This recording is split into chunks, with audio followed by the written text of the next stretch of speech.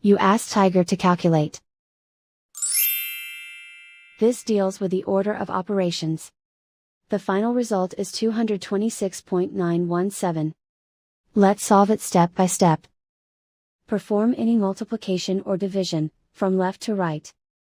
505 over 8 equals 63.125. 63.125 times 2 equals 126.25. 302 over 9 equals 33.556. 33.556 times 3 equals 100.667. Calculate any addition or subtraction, from left to right.